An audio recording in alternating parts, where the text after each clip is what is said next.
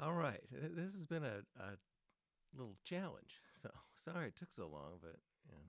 And this is as far as I got, so I don't know. And I'm also kind of guessing at what you want. So I really hope I built this the right way.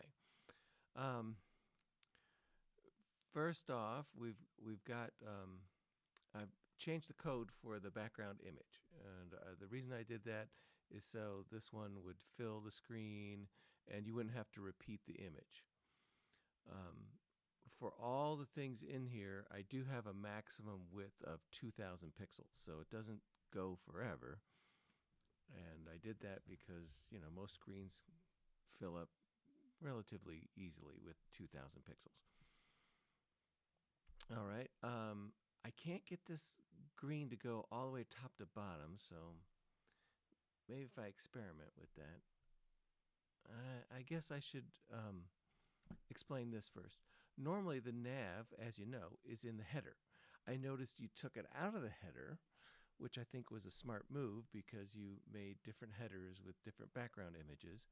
And if you left it in the header with a different header class for every single page, you'd have to make all these subcodes for every single page. And by that, I mean, let's jump over here to the CSS.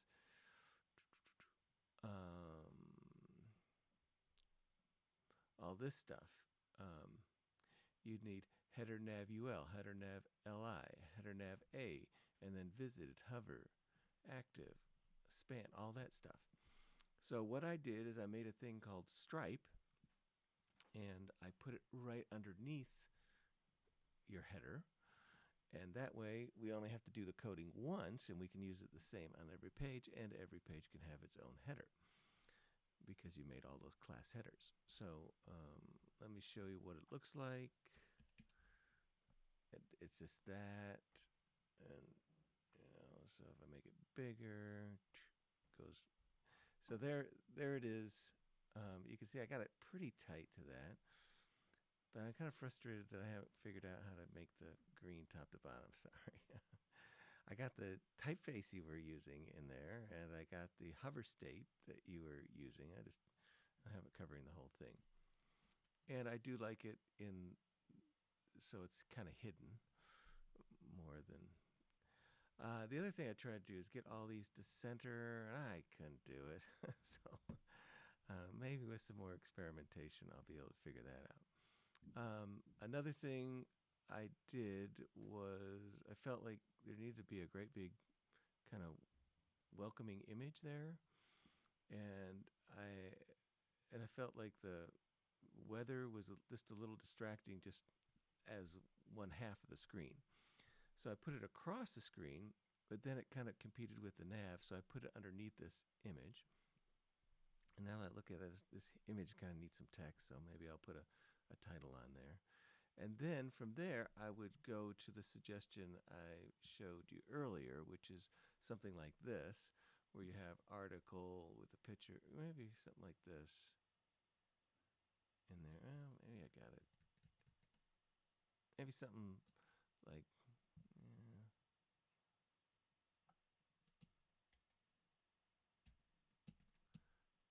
maybe something like that.